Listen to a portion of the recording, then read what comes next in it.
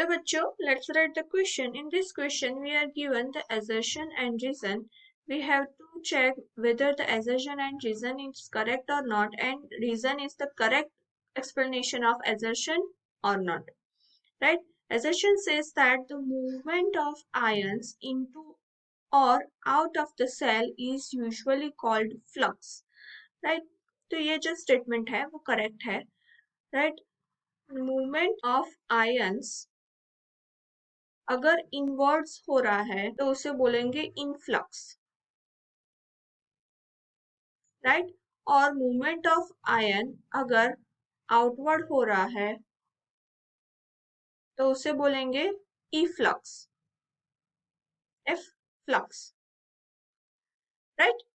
तो उसे फ्लक्स बोलेंगे जो कि करेक्ट है. Reason says that the entry और exit of ions to and the form of the symplast is an active process, right. तो यहाँ पे पाथवे की बात हो रही है जो कि आयन और दो पाथवे होते हैं, apoplastic pathway and symplastic pathway.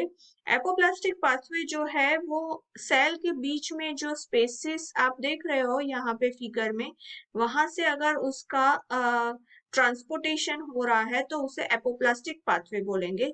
Symplastic pathway basically within the cell होगा, राइट. और दो सेल जो है वो एक दूसरे के साथ with the help of plasmodesmata के साथ से जुड़े हुए होंगे, राइट. तो आयन को बेसिकली एक सेल में से आयन को दूसरे सेल में भेजना है, राइट.